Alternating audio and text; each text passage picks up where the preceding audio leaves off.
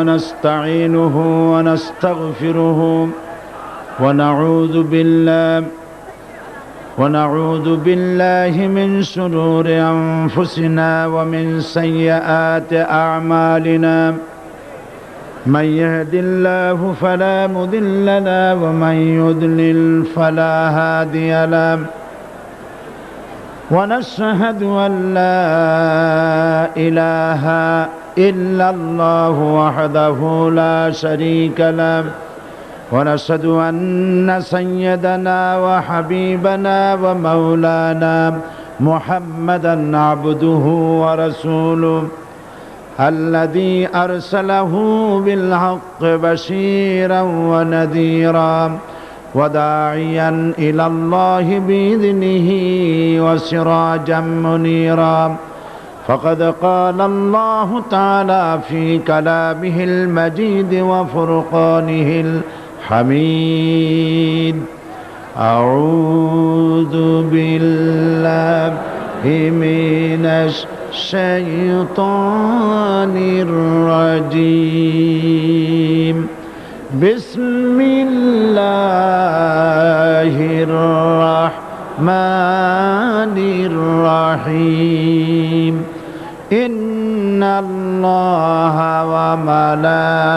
وملائكته يصلون على النبي يا أيها الذين آمنوا صلوا عليه وسلموا تسليما اللهم صل على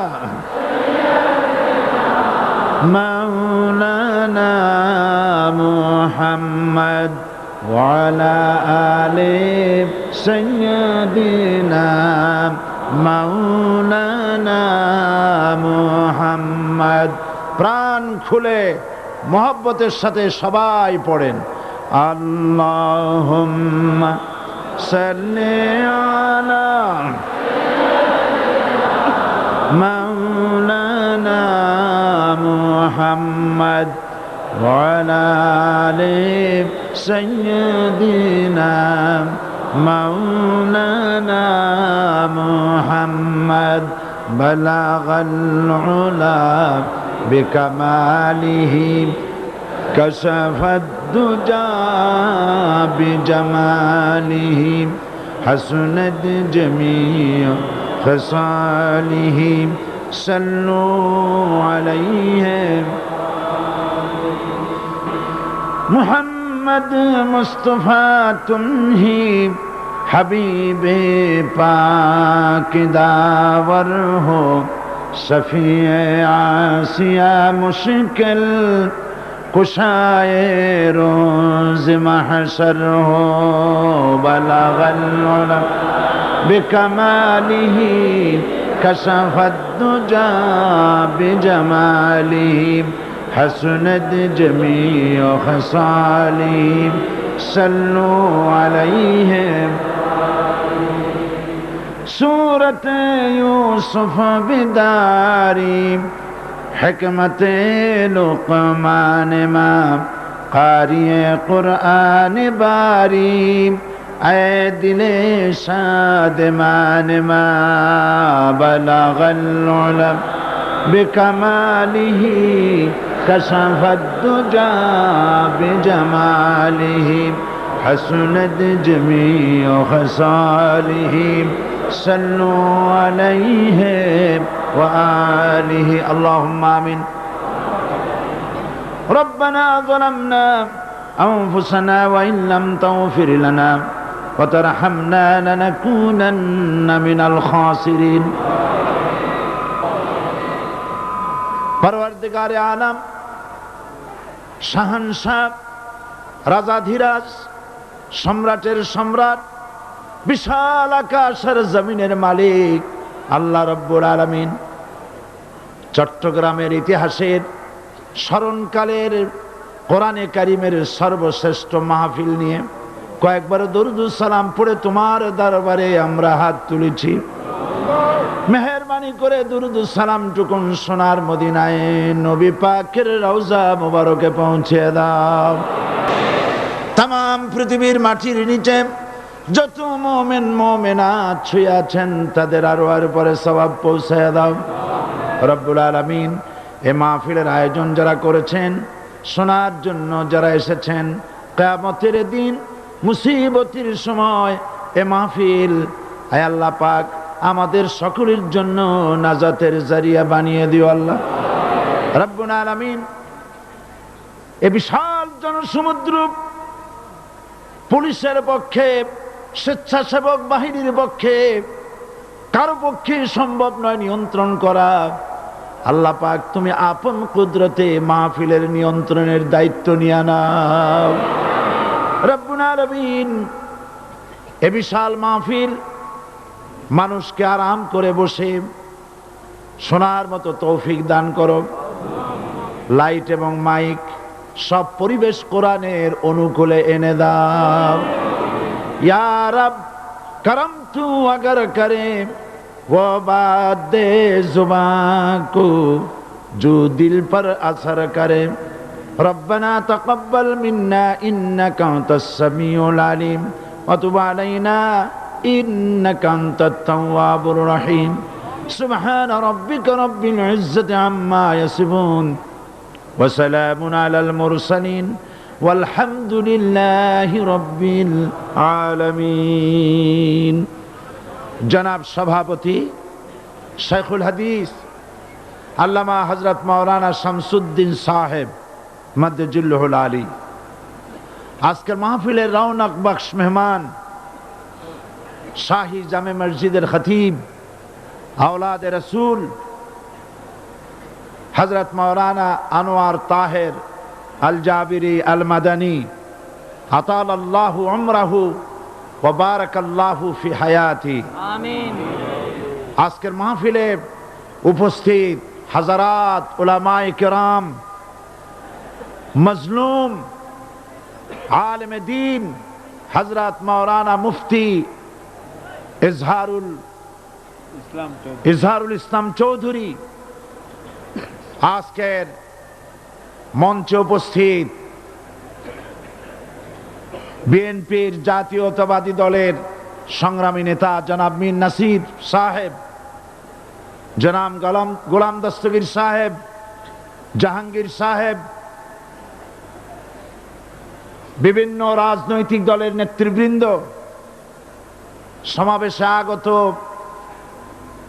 Bharat, Burma, প্রতিবেশী দেশ থেকে আগত, বাংলাদেশের বিভিন্ন জেলা থেকে আগত সম্মানিত প্রিয় ভাইয়েরা, পর্দার আড়ালের সম্মানিত মা এবং বোনেরা, সুপ্রিয় সাংবাদিক বৃন্দ, আসসালামু আলাইকুম ওয়া রাহমাতুল্লাহি ওয়া বারাকাতুহু।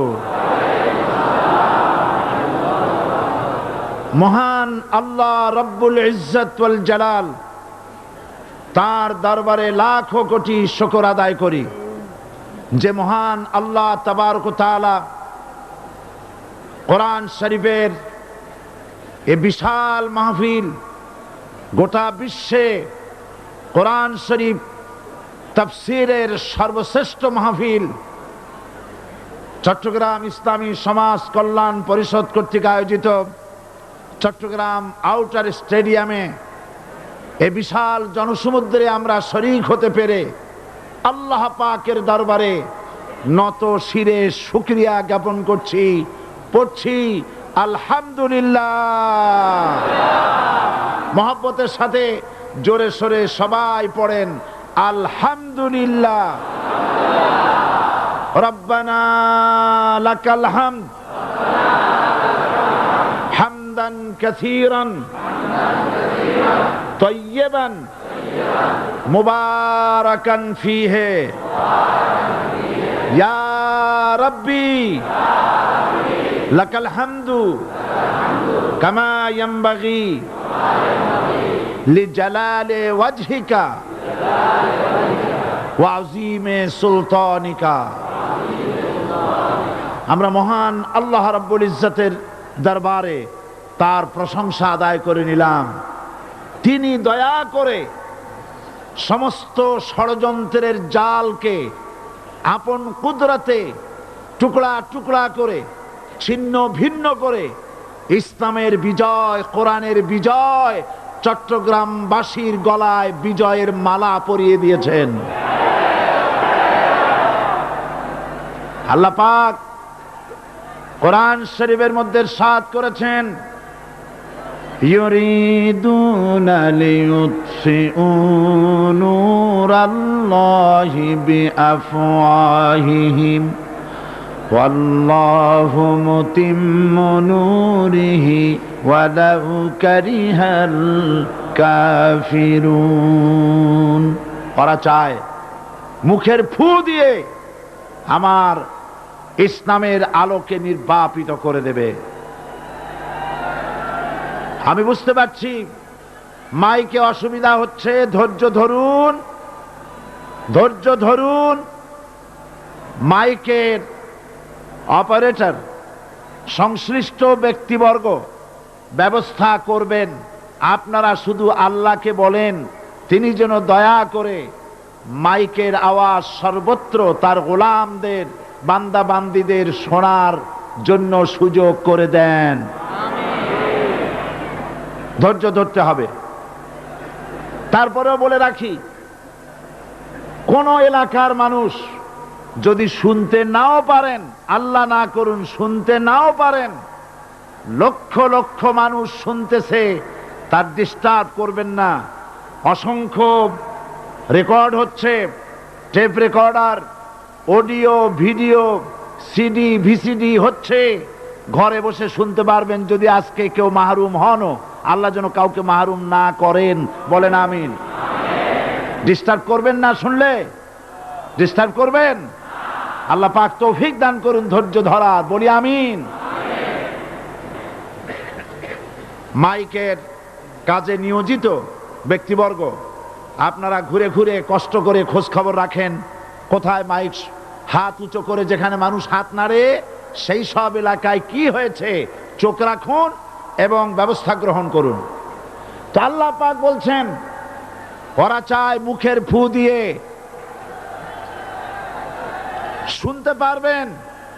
থামেন, শুনতে পারবেন, অপেক্ষা করেন। আল্লাহ পাক বলছেন মুখের ফু দিয়ে ওরা আমার আলোকে নির্বাপিত করতে চায়, কিন্তু আমার আলোকে তারা নির্বাপিত করতে পারবে না।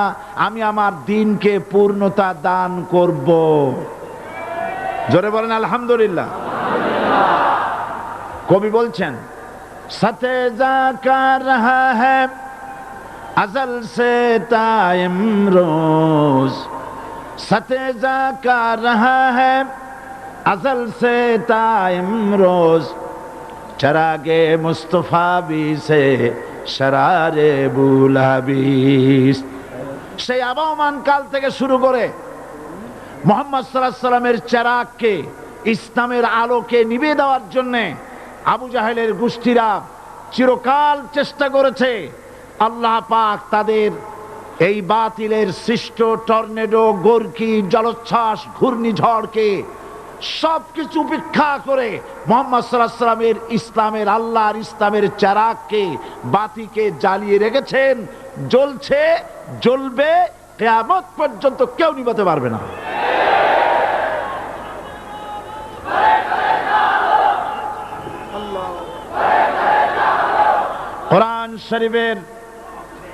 কোরআন শরীফের তাফসীর শুরু করার আগে প্রতিদিনের মতো সাংবাদিকদের জন্য কিছু কথা বলতে হয়, কারণ সময় মতো তারা খবর পৌঁছতে না পারলে, আপনারা এখানে লক্ষ লক্ষ আছেন মানুষ, কিন্তু সারা জাতি জানতে পারবে না এখানে কি হচ্ছে। এই জন্য আমি আজকের বক্তৃতায় কি সব কথা আনবো, তাফসীরের মাধ্যমে কি সব কথা আসবে, তার একটা সামারাইজ, তার সার সংক্ষেপ, অর্থাৎ নিউজের হেডলাইন যেমন বলা হয় সেরকম কিছু কথা 2-1 মিনিটে বলেই কোরআন শরীফের তাফসীর শুরু করব। বেমাশিয়াতিল্লাহ, বিইজনিল্লাহ, বেফদলিল্লাহ।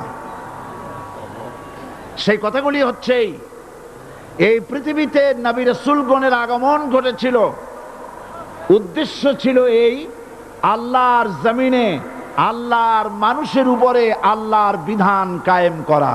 এটাই ছিল নবীদের আগমনের উদ্দেশ্য। আর শয়তানের আগমনের উদ্দেশ্য ছিল আল্লাহর বিধানের পরিবর্তে ধর্ম নিরপেক্ষ মতবাদ কায়েম করা। এজন্য পৃথিবীর কোন নবী কোন রাসূল ধর্ম নিরপেক্ষ ছিলেন না, সবাই ছিলেন ধর্মের পক্ষে। রাসূলুল্লাহর অসংখ্য সাহাবীদের মধ্যে একজন সাহাবীও ধর্মের ব্যাপারে নিরপেক্ষ ছিলেন না। গোটা বিশ্বের সমস্ত মুহাদ্দিস, মুফাসসির এবং বড় বড় ওলামা, পীর বুজুর্গ, এমন একজন লোক পাওয়া যাবে না যিনি ধর্মনিরপেক্ষ মতবাদের অনুসারী ছিলেন। তাই ধর্মনিরপেক্ষ মতবাদের অনুসারী হওয়ার অর্থই হচ্ছে পবিত্র কোরআন হাদিসের সরাসরি অমান্য করা এবং আল্লাহ ও তার রাসূলের সাথে বিদ্রোহ ঘোষণা করার শামিল।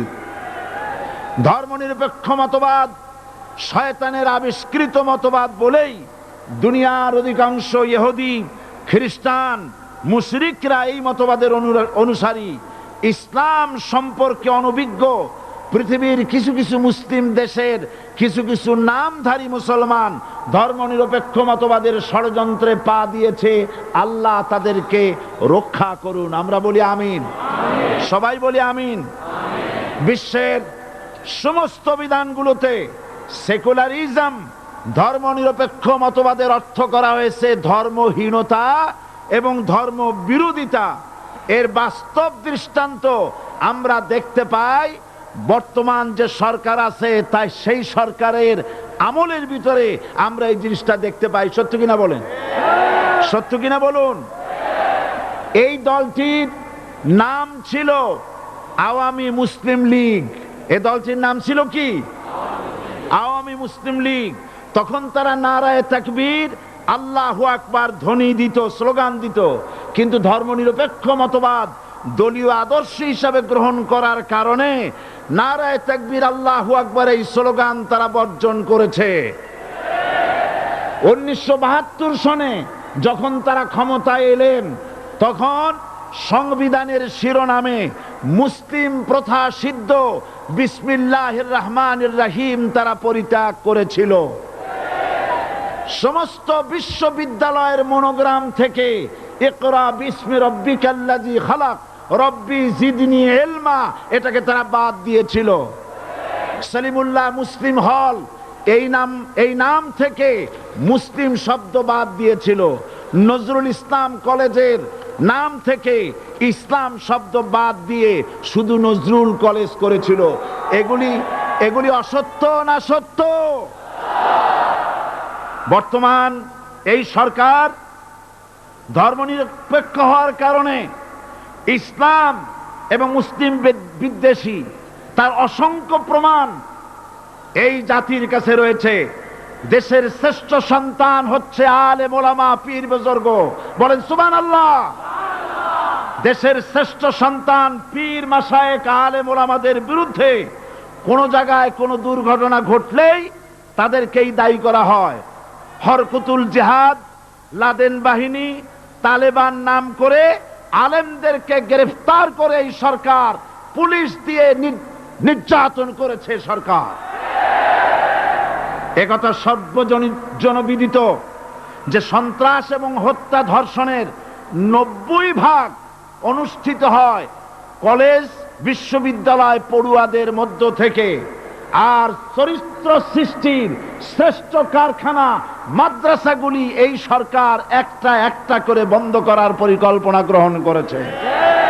মাদ্রাসা শিক্ষাকে সংকুচিত করে ফেলছে। শুধু তাই নয়, দেশে অসংখ্য ভালো মন্দ পত্রিকা আছে, আরো রয়েছে ফুটপাতের অসংখ্য অশ্লীল ম্যাগাজিন, পর্ণ পত্রিকা। দেশের অধিকাংশ জাতীয় দৈনিকগুলো হিন্দুস্তানের টাকায় পরিচালিত এবং এগুলি হচ্ছে ইসলামের চরম বিদ্বেষী। সরকার সেগুলিরই পৃষ্ঠপোষকতা করছে, আর্থিক সাহায্য দিচ্ছে, বিজ্ঞাপন দিচ্ছে।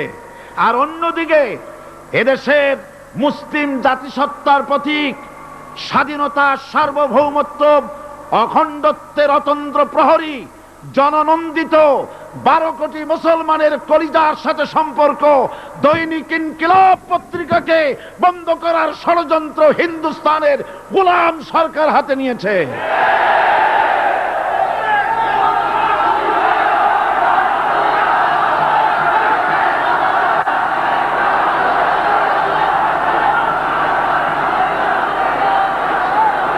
সরকার বস্তুনিষ্ঠ সাংবাদিকতায় ভয় পায়, ইসলামের পক্ষে কথা লিখলে ভয় পায়। এজন্য তারা দৈনিক ইনকিলাব এবং তার পরিবারের গায়ে হাত দেওয়ার প্রস্তুতি নিয়েছে। দৈনিক ইনকিলাবের সম্পাদকের গায়ে যদি হাত দেওয়া হয়, ইনকিলাব যদি বন্ধ করে দেওয়া হয়, সারা বাংলাদেশ অচল হয়ে যাবে।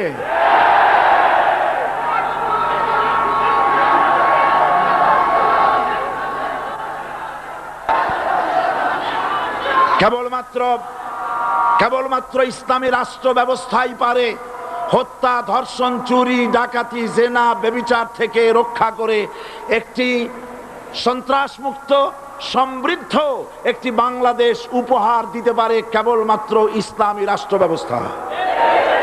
সুতরাং অবস্থা দৃষ্টে মনে হয় এরা যদি আরেক আল্লাহ না করুন, বলেন আল্লাহ না করেন, আল্লাহ না করেন, আল্লাহ না করেন, এরা যদি আরেকটাবার ক্ষমতায় যেতে পারে, ৭২-এর সংবিধানকে পুনরুজ্জীবিত করে ধর্মনিরপেক্ষ মতবাদ কায়েম করবে, সেজন্য আজ গোটা তাওহীদবাদী মুসলমানদেরকে জানতে হবে ধর্মনিরপেক্ষ মতবাদ একটি কুফরি মতবাদ।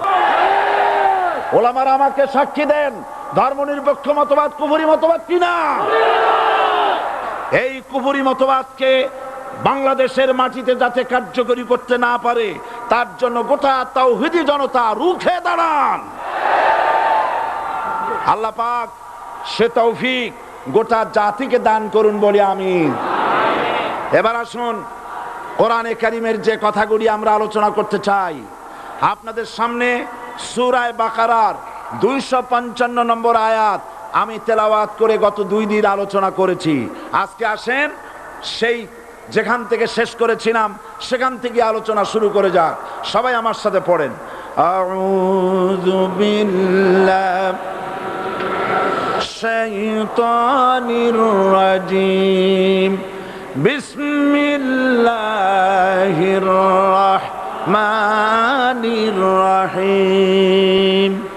আল্লাহু লা ইলাহা ইল্লা হুয়াল হাইয়ুল কাইয়্যুম লা তাখুযুহু সিনাতুন ওয়ালা নাওম লাহু মা ফিস সামাওয়াতি ওয়া মা ফিল আরদ মান যাল্লাযী ইয়াশফা'ু ইনদাহু ইল্লা বিইذনিহি يعلم ما بين أيديهم وما خلفهم ولا يحيطون بشيء من علمه إلا بما شاء وسع كرسيه السماوات والأرض ولا يؤوده حفظهما وهو العلي العظيم صدق الله العظيم। আমি এই সূরার এই আয়াতের আলোচনা করতে গিয়ে আপনাদের সামনে বলেছিলাম কোরআন শরীফের সর্বশ্রেষ্ঠ আয়াত হচ্ছে হাদিস অনুযায়ী কোন আয়াত? আয়াতুল কুরসি। আল্লাহ পাকের সার্বভৌমত্বের পরিচয় এই আয়াতে কারিমার মধ্যে আল্লাহ পাক দিয়েছেন।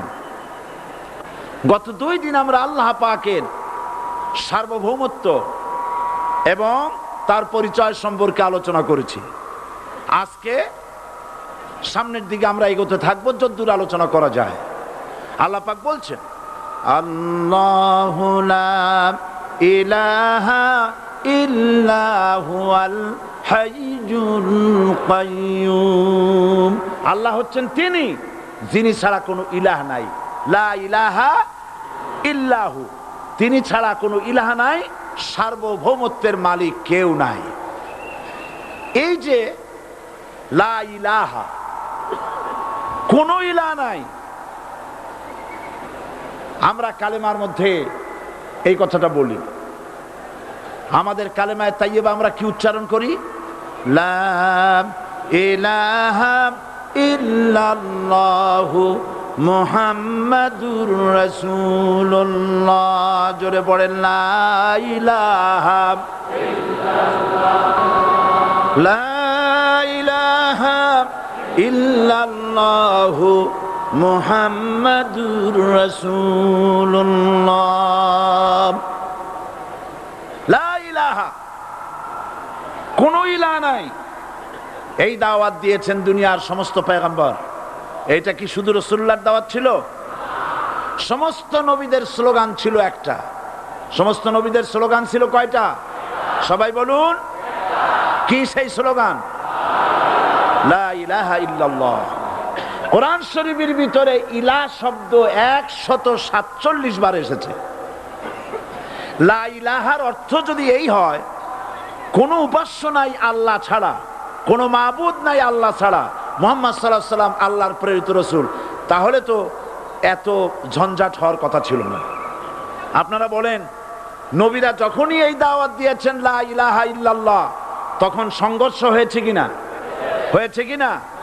বাধা আসছে কিনা? তাহলে এই কথাটা কি, যার কারণে এরকমের বাধা আসে? লা ইলাহা ইল্লাল্লাহ, এর চাইতে বিপ্লবাত্মক, এর চাইতে রিভলিউশন সৃষ্টিকারী কথা আল্লাহর আকাশের নিচে জমিনের উপরে আর একটাও হতে পারে না। লা ইলাহা ইল্লাল্লাহ। ইলাহ শব্দের অর্থ শুধু উপাস্য আর মাবুদ নয়। ইলাহ শব্দের অর্থ হচ্ছে আইনদাতা, ইলাহ শব্দের অর্থ হচ্ছে শাসনকর্তা, ইলাহ শব্দের অর্থ হচ্ছে বিধানদাতা। তো লা ইলাহা যখন একটি লোক ঘোষণা করে, তার অর্থ দাঁড়ায় কোনো আইনদাতা নাই, বিধানদাতা নাই, শাসনকর্তা নাই, কারো আইন মানি না, বিধান মানি না, শাসন মানি না, আল্লাহ ছাড়া। কে ছাড়া? আল্লাহ ছাড়া। এই কালেমার দাওয়াত যখন পয়গম্বরেরা দিয়েছেন, তখন 3 শ্রেণীর লোকেরা বাধা দিয়েছে। বলেন কয় শ্রেণী? সবাই বলেন। 3 শ্রেণীর লোকেরা বাধা দিয়েছে, লক্ষ্য করুন। 1 নম্বরে বাধা দিয়েছে রাষ্ট্রশক্তি। 1 নম্বরে বাধা দিল কারা? 2 নম্বরে বাধা দিয়েছে ধনাঢ্য ব্যক্তিবর্গ। 3 নম্বরে বাধা দিয়েছে যারা কায়েমি স্বার্থবাদী ধর্মীয় শক্তি। এই 3টি শ্রেণী সমস্ত নবীদেরকে বাধা দিয়েছে। সেই বাধা অতীতে যারা দিত, এখন আর দেয় না নাকি? এখনো দেয়। দেখুন, এই কালেমার দাওয়াত হযরতে মূসা আলাইহিস সালামকে যেদিন আল্লাহ পাক প্রথম ওহী দিলেন, এই দাওয়াত শুধু রাসূল দেন নাই, আল্লাহ পাক বলছেন প্রত্যেক নবী তার জাতিকে এই দাওয়াত দিয়েছেন। কি? আল্লাহ রাব্বুল আলামিন বলেন, সকল নবী তার কওমকেই বলে দাওয়াত দিয়েছেন, ইয়া কওমি ইবুদুল্লাহা মা লাকুম মিন ইলাহিন গায়রু। হে সম্প্রদায়, আল্লাহ ছাড়া কোনো ইলাহ নাই, তার ইবাদত করো, তারই দাসত্ব করো, তার গোলামি করো। আল্লাহ পাক মূসা আলাইহিস সালামকে যখন নবুয়াত দিলেন, প্রথম যে ওহী এলো, প্রথম ওহীটাই ছিল ইন্নানি আনাল্লাহ লা ইলাহা ইল্লা আনা ফা'বুদনি ওয়া আকিমিস সালাতা লিযিকরি।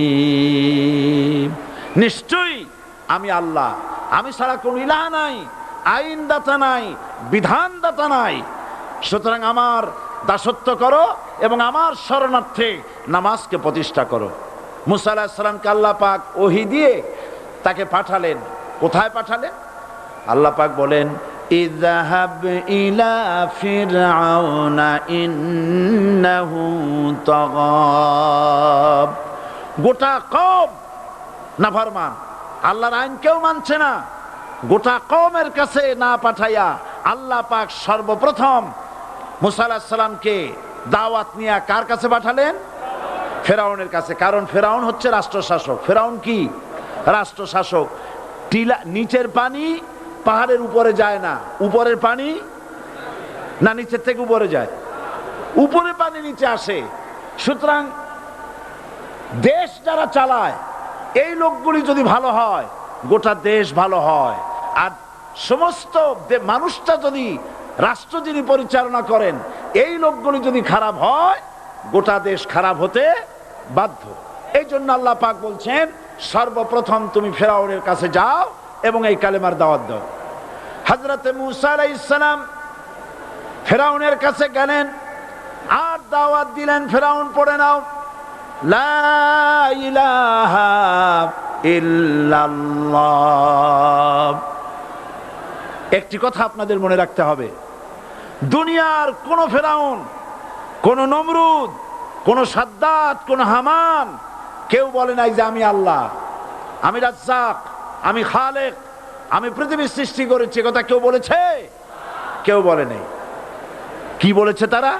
ফেরাউন বলেছে মা আলিমতু লাকুম মিন ইলাহিন গায়রি, আমি তো জানি না আমি ছাড়া আরো কোনো ইলাহ আছে, এ কথা আমার জানা নাই, সুতরাং আমি হচ্ছি ইলাহ আর তুমি বলছো লা ইলাহা। তার মানে হচ্ছে ওই সময় পয়গম্বরেরা, আল্লাহর নবীর সাহাবীরা তারা জানতেন যে আমরা কিসের দাওয়াত দেই, আর যারা শুনতো তারাও বুঝতো কিসের দাওয়াত শুনতেছি। আজ আমার দেশে একই কালেমার দাওয়াত দেওয়া হয় কিন্তু মানুষেরা বুঝতে পারে না কি শুনতেছি। ভাষা জানার ব্যাপারে, বোঝার ব্যাপারে হলো আসল বিষয়। এটা বুঝাতে গিয়ে আমি মাঝে মধ্যে একটা দৃষ্টান্ত দেই এভাবে। একজনের একটা রেশনের দোকান ছিল, সেই দোকানে তার একটা ময়না পাখি ছিল, আর ময়না পাখিকে কথা শেখানো যায় সেটা তো আপনারা জানেন। জি, ময়নাকে শিখায়েছে যে লাইন করুন, এক এক করে আসুন। ময়না এই কথা শিখেছে। সকালবেলায় যখন রেশনের দোকানে ভিড় পড়ে গেছে তখন ওই পাখি খাঁচার মধ্যে বসে বলছে লাইন করুন, এক এক করে আসুন। একদিন খাঁচার দরজা খোলা পেয়ে পাখি উড়ে গিয়ে গাছের ডালে বসেছে। আশেপাশে যত পাখি ছিল তারা চিন্তা করলো এই রকমের পাখি তো কখনো দেখি নাই। ময়না তো দেখতে কাকের মতো না, শালিকের মতো না, দেখতে একটা ভিন্ন রকম। ওরা এসে চতুর্দিক থেকে এই নবান্ত, এই যে নতুন এসেছে, ওরে ঠোকরানো শুরু করেছে চতুর্দিক থেকে। ঠোকরানি খেয়ে ময়না বলতেছে লাইন করুন, এক এক করে আসুন। এখন ময়না তো বোঝে না যে কি বলতেছি, আর যে পাখিরা ঠোকরাচ্ছে তারাও তো বোঝে না যে কি শুনতেছি। ময়না যদি বুঝতো যে আমি কি বলি, সবাই মিলে ঠোকরায়, তাই জান বাঁচে না। লাইন করে ঠোকরাইনি তো কলজে যাবে, সব ঠোঁটে ঠোঁটে চলে বোঝে নাই। আমাদের অবস্থা তাই হয়েছে। এই যে আপনারা এখানে দাঁড়াইছেন কেন? যারা যেখানে দাঁড়ায় বসা মানুষেরা অনুরোধ করে বসায় দেন। এত বড় বিশাল মাহফিলে আপনি দাঁড়ায়া কোনো মানুষকে কষ্ট দিবেন না, জায়েজ নাই। মুসলমানদেরকে কষ্ট দেওয়া কবিরা গুনাহ। বুঝতে পেরেছেন? যে যেখানে দাঁড়িয়েছে আপনারা বসা মানুষেরা তাদেরকে বসায় দেন।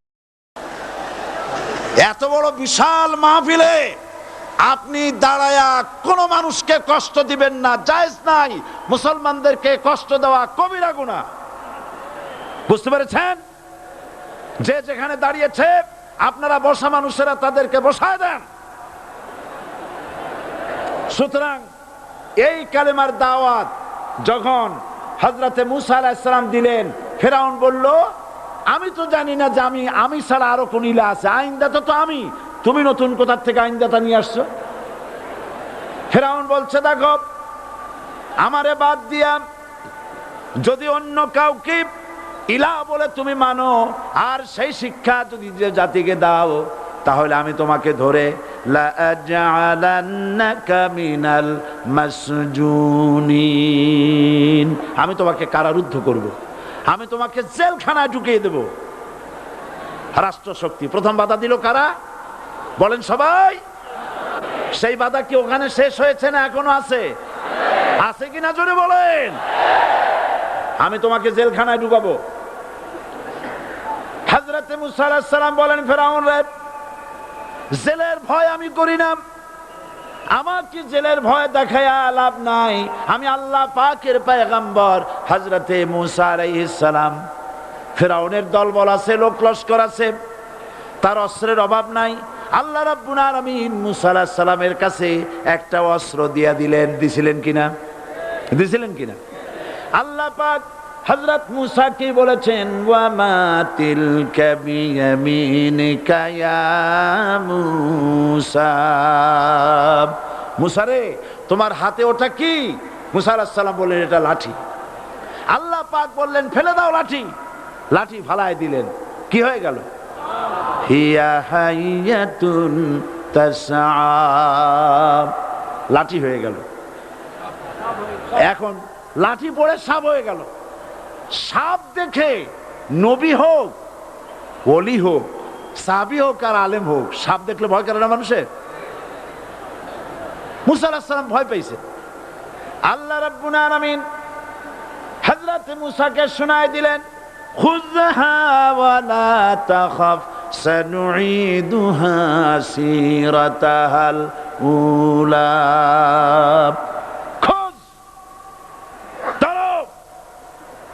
লা তাখাফ, ভয় পেও না। আল্লাহ বলছেন ধরো, ভয় পেও না। ধরার সঙ্গে সঙ্গে স্বাভাবিক অবস্থায় ফিরে আসবে, আবার লাঠি হয়ে যাবে। এখন আল্লাহ বলছেন ধরো। মূসা আলাইহিস সালাম কি ভয় পাওয়া উচিত হবে? উচিত হবে? মূসা আলাইহিস সালাম কি ভয় পাইছিলেন? কারণ হচ্ছে এই দুশমনের শক্তিটা খুব বড়ই দেখা যায়, মনে হয় যেন অনেক বড়, কি জানি কি। আল্লাহ পাক বলছেন, ইন্না কাইদা শায়তানে কানা দাঈফা। শয়তানের চক্রান্ত যতই তুমি মনে করো অনেক ষড়যন্ত্রের জাল বিস্তার হয়ে আছে, আল্লাহ কয় কিছুই না, দাঈফা, অত্যন্ত দুর্বল। আল্লাহ পাক বললেন ধরো। মূসা আলাইহিস সালাম সাপ ধরলেন, সঙ্গে সঙ্গে লাঠি হয়ে গেল। ফিরআউন বরদাস্ত করলো না। রাষ্ট্রশক্তির পক্ষ থেকে আক্রমণ শুরু হলো। অপরাধ কি? মূসা আলাইহিস সালামের অপরাধ কি? কি অপরাধ? মাশাআল্লাহ, বুঝতে পেরেছেন। অপরাধ হচ্ছে তিনি বলেছেন লা ইলাহা, জোরে বলেন লা ইলাহা ইল্লাল্লাহ। এই কালেমাকে আজ আমরা ভিক্ষার বুলি বানাইছি। এটা হলো সার্বভৌমত্বের বুলি, এটা হচ্ছে আল্লাহ পাকের সার্বভৌমত্বের কথা। আজ আমরা মানুষের কাছে আমরা শুনি, মানুষেরা ভিক্ষা চায়, লা ইলাহা ইল্লাল্লাহ, এক মুঠ চাউল দেন, লা ইলাহা ইল্লাল্লাহ 10 খান পাই দেন। এই হচ্ছে কালেমার জিকির। আবার কেউ কেউ জিকির করতেছে লা ইলাহা আস্তে, ইল্লাল্লাহ জোরে, এমন জোরে কলব সাফ করে, কলব তাতে থাকলেও পারে, গেলেও পারে। এই কালেমার জার, এর আঘাত পয়গম্বররা মেরেছেন। হযরতে মূসা আলাইহিস সালাম যখন বলেছেন লা ইলাহা ইল্লাল্লাহ, এই ধাক্কা ফিরআউন বরদাস্ত করতে পারে নাই। দরিয়ায় নীলের ভিতরে আল্লাহ পাক ডুবাইয়ে শেষ করে দিয়েছেন, দেন নাই? হযরতে মূসা আলাইহিস সালাম তার উম্মতেরা দরিয়ার পাশে বসে দ্বীনি কথাবার্তা বলতেছেন। এমন সময় ফিরআউন, তার শত্রু হচ্ছে মূসা আলাইহিস সালাম। শত্রু কেন? মূসা কি ফিরআউনের পাকা ধানে মই দিয়েছে নাকি? বলেন আপনারা। তার হালের গরু পিটায় মারছে নাকি? অপরাধ হলো তিনি আল্লাহর জমিনে আল্লাহর আইন প্রতিষ্ঠার কথা বলেছেন। এই শুধুমাত্র এই অপরাধে ফিরআউন তার দলবল নিয়ে 3 দিক থেকে আক্রমণ করেছে। মূসা আলাইহিস সালামের উম্মতেরা ভয় পেয়ে গেছেন। তারা বলছেন ইন্না লামুদরাকুন, আমরা পাকড়াও হয়ে গেছি। 3 দিকে সাড়াশি আক্রমণ, 3 দিকে শত্রু, একদিকে দরিয়া, পালাবার রাস্তা আছে? হযরত মূসা আলাইহিস সালাম ভয় পেয়ে গেলেন, সারেন্ডার করলেন না। হযরত মূসা আলাইহিস সালাম বললেন কাল্লা, কখনো নয়, ভয় পাওয়ার কোনো কারণ নাই। রব্বি সায়াহদিন, অবশ্যই আমার রব আমার জন্য রাস্তা করে দিবেন। ভয় পাইও না, আমার রব রাস্তা করে দিবেন। আল্লাহ রাব্বুল আলামিন হযরত মূসা আলাইহিস সালামকে অর্ডার করলেন, হাতের লাঠি দিয়া দরিয়ার উপরে আঘাত করো। হযরতে মূসা আলাইহিস সালাম দরিয়ার উপরে আঘাত করলেন। রাস্তা ছিল দরকার একটার, এক বাড়িতে আল্লাহর হুকুমে লাঠি দিয়ে একটি আঘাত করার সঙ্গে সঙ্গে হযরত মূসার তার সঙ্গী সাথী দরিয়া পার হওয়ার জন্য দরিয়ার মধ্যে দিয়ে আল্লাহ 12টা রাস্তা পয়দা করে দিলেন। সে আল্লাহ আছে না নাই? এত আসতে বলেন কেন? ভয় পাওয়ার কারণ আছে? রাষ্ট্র শক্তি বাধা দিয়েছে সমস্ত নবীদেরকে। কেন? নবীদের চরিত্র খারাপ? জোরে বলে, নবীদের চরিত্র খারাপ? নবীদের চাইতে মাসুম বেগুনাহ উন্নত চরিত্রের মানুষ আল্লাহর আকাশের নিচের জমিনের উপরে আর হয় নাই। তোমরা যে সব নেতাদের পিছনে দৌড়াও, অমুকের সৈনিক, নেতা নেতা করে মরো, এইসব নেতা যাদের পিছনে দৌড়াও, এই নেতাগুলি, আমি জিজ্ঞেস করি আপনাদেরকে, এই নেতাগুলি জীবনে একবারও জেনা করে নাই? এ ব্যাপারে অনুসারীরা আপনারা কি নিশ্চিত? মিথ্যা কথা জীবনেও কয় নাই, প্রতারণা করে নাই, ঠাট্টা করে নাই, বিদ্রুপ করে নাই, মদ খায় নাই, মানুষ হত্যা করে নাই। কিসের নেতা? নেতা হচ্ছেন সেই ব্যক্তি যিনি বলেছেন, ও আমার স্ত্রীরা, ও আমার সাহাবীরা, রাতের আধারে আমার মধ্যে যা আচরণ দেখতে পাও, দিনের আলোতে আমার মধ্যে যা দেখতে পাও, সবগুলি খুলে খুলে মানুষের কাছে বলে দাও। তার নাম বিশ্বনবী মুহাম্মদ রাসূলুল্লাহ সাল্লাল্লাহু আলাইহি ওয়াসাল্লাম।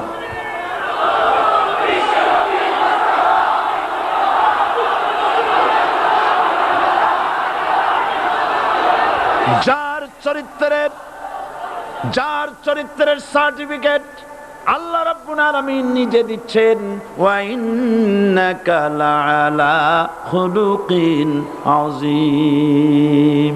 নবী হে, উন্নত চরিত্রের উপরে আপনি প্রতিষ্ঠিত। সুবহানাল্লাহ। কে সার্টিফিকেট দিচ্ছেন? আযীম, আযীম। আরবিতে চওড়াকে বলা হয় আরিদ, গভীরতাকে বলা হয় আমিক।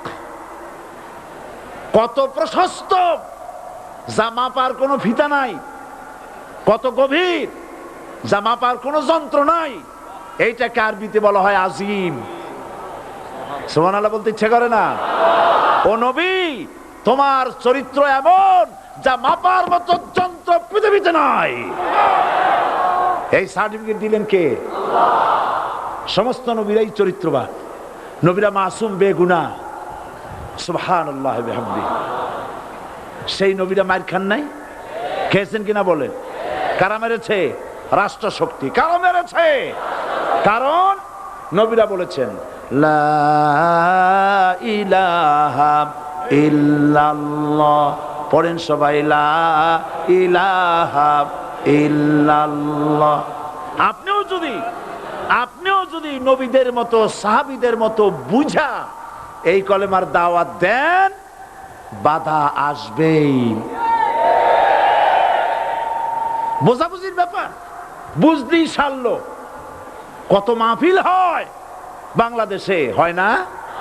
কোনো বাধা নাই, ঠিক কিনা? কত পূজা হয়, পার্বণ হয়, গান হয়, থিয়েটার হয়, গুনাহগার বিবির গান হয়, কত কিছু হয়। কোনো বাধা আছে? তাফসীরের মাহফিলে বাধা। কারণ ওরা বুঝতে পেরেছে এ তাফসীরের মাহফিলে গাজীর গীত হয় না, এ তাফসীরের মাহফিলে আল্লাহর সার্বভৌমত্ব কায়েমের আন্দোলন চলে।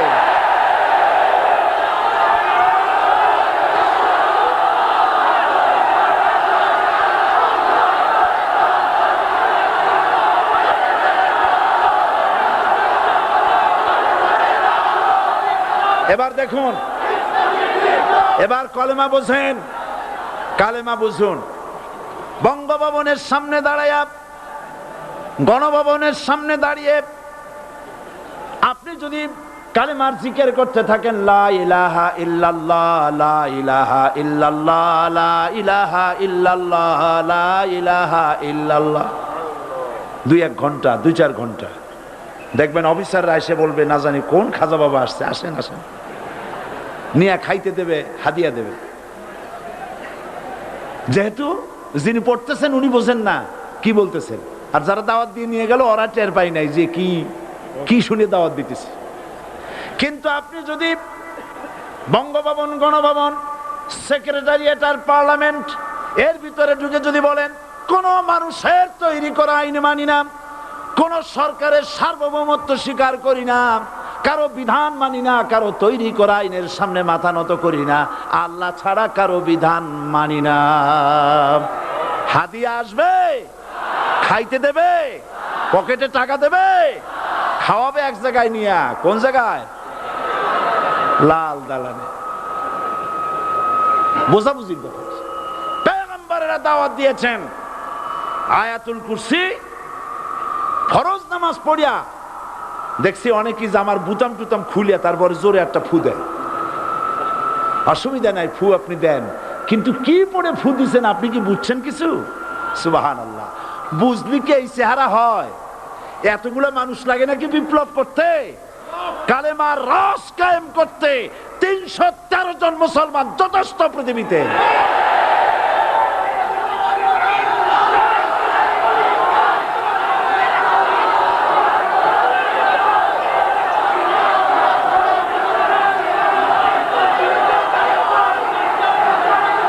আল্লাহ পাক কোরআনে কারীমের মধ্যে আল্লাহ পাক বলেছেন এমন একজন নবী পাঠাই নাই, ইয়া হাসরাতান আলাল ইবাদ, বান্দার উপরে আফসোস। আহারে, কে বলতেছেন? আমার আল্লাহ। বলেন আমার আল্লাহ। তিনি আফসোস করছেন, আফসোস একজন পয়গম্বর এমন পাঠাইলাম না, একজন রাসূল পাঠাইলাম না যার সাথে এরা ঠাট্টা করে নাই, বিদ্রুপ করে নাই, পাগল বলে নাই, মারে নাই। আহা, অপরাধ আল্লাহর সার্বভৌমত্ব প্রতিষ্ঠার অপরাধ। হযরত ইব্রাহিম আলাইহিস সালাম তিনি যখন এই কালেমার দাওয়াত দিয়েছেন নমরুদের বিরুদ্ধে, নমরুদ বলেছে মান আসাদ্দু মিন্না কুওয়া, আমার চাইতে শক্তিশালী আর কে আছে? আনা রব্বুকুমুল আলা, আমি তোমাদের বড় প্রভু। নাউজুবিল্লাহ। কই থেকে একটা তুমি বলছো লা ইলাহা ইল্লাল্লাহ, আমি তো ইলাহ। হযরত ইব্রাহিম আলাইহিস সালাম কি কালেমার দাওয়াত পেশ করার অপরাধে অগ্নিকুণ্ডের ভিতরে ফালাবার ব্যবস্থা হয়ে গেছে। আল্লাহ পাক সব ঘটনা কোরআনে বলে দিয়েছেন কিনা বলেন? কেন বললেন এই সমস্ত কথা? এই জন্য বলেছেন ফেরাউন মরে যাবে, নমরুদ মরে যাবে, কিন্তু তাদের প্রেতাত্মারা যুগে যুগে তারা বেঁচে থাকবে। আগুনের ভিতরে ফালাবার ব্যবস্থা হয়েছে। আল্লাহ পাক বলে দিয়েছেন আমার রাস্তায় যদি চেষ্টা করো, জিহাদ করো, আমার সাহায্য তোমরা পাবে। ওয়া কানা হাক্কান আলাইনা নাসরুল মুমিনিন, মুমিনদেরকে সাহায্য করা আমি আল্লাহর জন্য ওয়াজিব। সুবহানাল্লাহ বলবেন না? আলহামদুলিল্লাহ বলবেন না? আমার জন্য ওয়াজিব মুমিনদেরকে সাহায্য করা। ইব্রাহিম আলাইহিস সালামকে আগুনে ফেলানো হচ্ছে। হযরত জিবরাইল বলেন ইব্রাহিম তোমাকে আগুনের ভিতরে ফেলানো হতেছে, আমার কাছে সাহায্য চাও, আমি তোমারে বাঁচায় দেব। হযরত ইব্রাহিম আলাইহিস সালাম তিনি বললেন জিবরাইল আমার পরীক্ষা চলতেছে, আমাকে ডিস্টার্ব করো না, আমি তোমার কাছে সাহায্য কেন চাইব? আমি তো এমন কোন অন্ধ আল্লাহর ইবাদত করি না যিনি তার বান্দার দুঃখ দুর্দশা নিজের চোখে না দেখেন। পরীক্ষা পাশ করছে না? পাশ করছেন কিনা? হযরত ইব্রাহিম বলেন শোনো জিবরাইল, আমি যদি আগুনের ভিতরে পড়ে যাই আর আগুনে পুড়ে যদি ভস্ম হয়ে যায়, আমার আল্লাহ যদি এতে খুশি হন, তাহলে আমি আমার রব্বুল আলামিনকে খুশি করার জন্য এভাবে 1000 বার পড়তে আমি রাজি আছি। ইব্রাহিম আলাইহিস সালাম আগুনের ভিতরে পড়ে গেলেন। আল্লাহ রব্বুল আলামিন আগুনের প্রতি নোটিশ করে দিলেন, ইয়া নারু কুনি বারদাও ওয়া সালামান আলা ইব্রাহিম। আগুন আমার ইব্রাহিমের জন্য শান্তিদায়ক, ঠান্ডা হয়ে যা। ইব্রাহিম আলাইহিস সালাম জ্বলছেন, পুড়ে গেছেন। নমরুদ তার প্রাসাদের ছাদে বসে ইব্রাহিম আলাইহিস সালামের পোড়া দৃশ্য দেখে আনন্দ করবে, আগুনের দিকে তাকায় দেখে ইব্রাহিম আরামে বসে আছেন। পোড়া তো দূরের কথা, জামাও পড়ে নাই। ও ডাক দিয়া বলে, রে আগুন, গোটা জাতি নিয়ে তোর পূজা করলাম, আমার দুশমন কেন জ্বালাইতে পারিস না? তোর জ্বালানো শক্তি কি নষ্ট হয়ে গেছে নাকি? আগুনের ভিতর থেকে আওয়াজ বেরিয়ে এলো, নমরুদ, আমার ভিতরে দাহ্য শক্তি, জ্বালানো শক্তি আছে কি নাই যদি প্রমাণ করতে চাও, টেস্ট করতে চাও, তুই নিজে আয়, তোরে সুদ্ধা তাম দুনিয়া জ্বালাই দিতে পারি, ইব্রাহিমের এক গাছা পশম জ্বালাইতে পারি না। বিশ্বকবি আল্লামা ইকবাল কি সুন্দর করে বলেছেন, আজ ভি হো জু ইব্রাহিম কা ইমা पैदा आग कर सकती है एक अंदाजे गुलिस्तां पैदा। ইব্রাহিমের ঈমান যদি আজও কোথাও হয় বিদ্যমান, করতে পারেন অগ্নিকুণ্ডে খুবসুরত এক গুলিস্তান। এখনো যদি ইব্রাহিমের সন্তানদেরকে আগুনের মধ্যে ফেলে দেওয়া হয়, আর ইব্রাহিম ঈমান যদি থাকে, আগুনকে ফুলের বাগান বানাবার ক্ষমতা আল্লাহর আছে। চিরকাল আল্লাহ পাক এই কালেমাকে দিয়েছেন আল্লাহর সার্বভৌমত্বকে প্রতিষ্ঠা করার জন্য।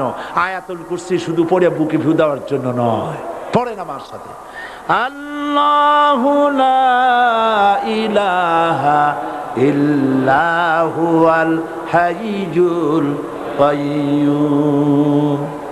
দুনিয়ার সমস্ত পয়গম্বর অত্যাচারিত হলেন, শুধু তাই নয়, বিশ্ব নবী আখেরি জামানার পয়গম্বর নবী মুহাম্মদ রাসূলুল্লাহ সাল্লাল্লাহু আলাইহি ওয়াসাল্লাম জাতির কাছে আসলেন। তিনি এসে বললেন, ইয়া আইয়ুহান নাস কুলু লা ইলাহা ইল্লাল্লাহ। প্রথম দাওয়া শুনছেন কথা?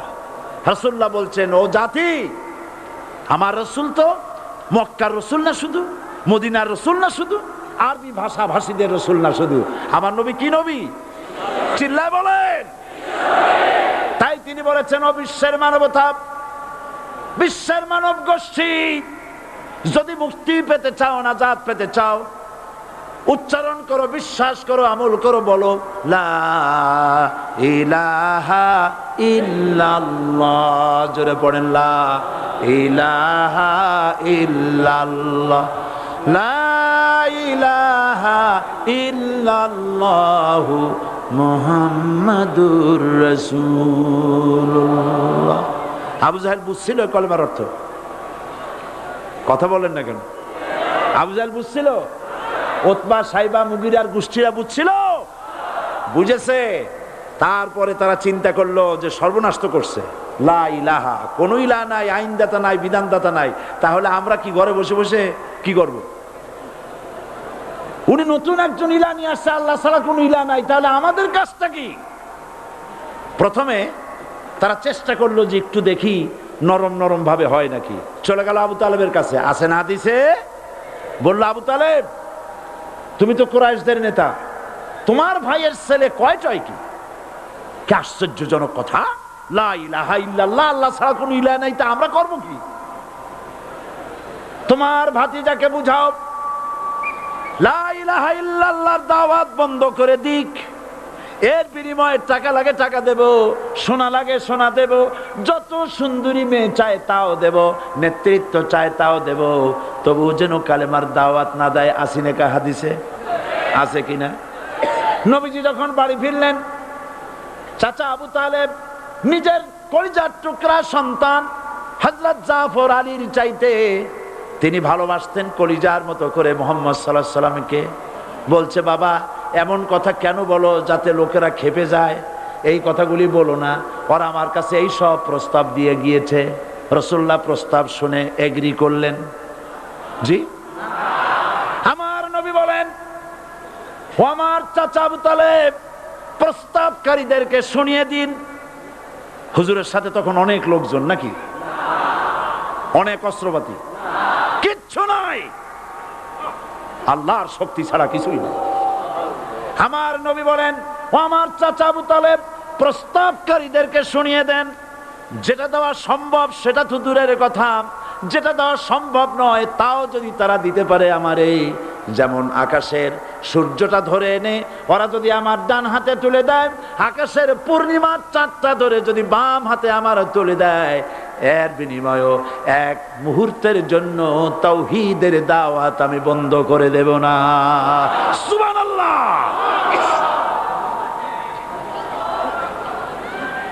রাসূল করিম সাল্লাল্লাহু আলাইহি ওয়াসাল্লাম তাদের এই প্রস্তাবকে যখন গ্রহণ করলো না, কাফেরেরা বুঝলো, আমি আগেই বলেছি 3 শ্রেণীর লোক বাধা দিয়েছে। কয় শ্রেণী?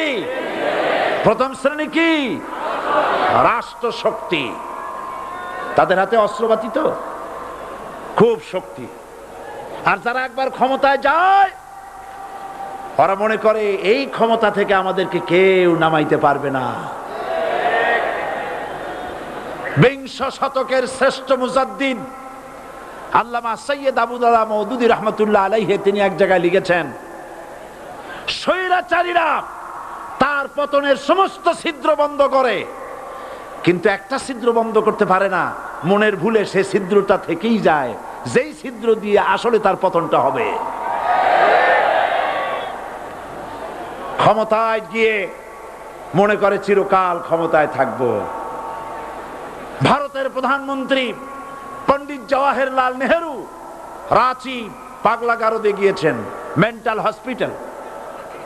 পাগলেরা নেহেরুকে দেখে আশ্চর্য হয়ে গেছে, এত সুন্দর মানুষ, মাথায় কিস্তি টুপি, গায়ে শেরওয়ানি, মুসলমানি ড্রেসই আলাদা, যদিও তিনি হিন্দু ছিলেন, পরেছেন মুসলমানি ড্রেস।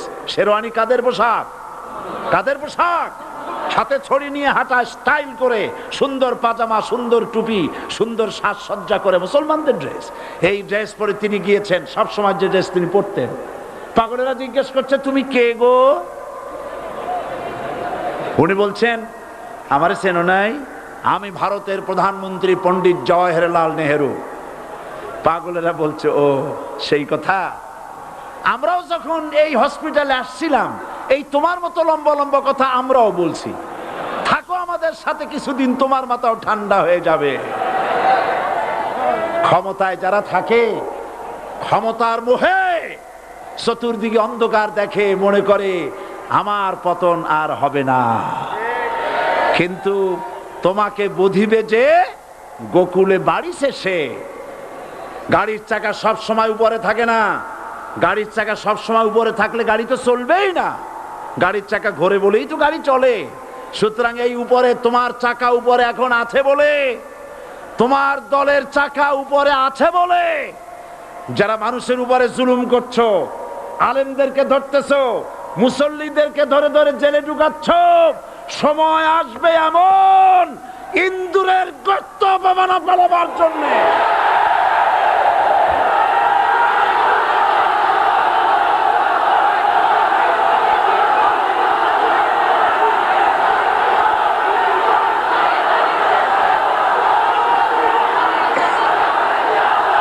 আবু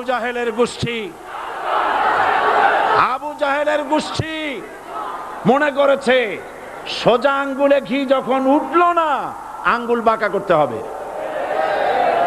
শুরু হয়ে গেল অত্যাচার, শুরু হয়েছে না? হযরত সুমাইয়া রাদিয়াল্লাহু তাআলা আনহা কি নির্মম ভাবে, নিষ্ঠুর ভাবে তাকে শহীদ করা হলো। খাব্বাব, খুবাইব, হযরতে খাব্বাব রাদিয়াল্লাহু তাআলা আনহুকে দেখে হযরত ওমর একদিন বলছিলেন, খাব্বাব তোমার পিঠে এত গর্ত কেন? এত গর্তওয়ালা পিঠ আর এত চিকুন কোমর আমি তো জীবনেও দেখিনি।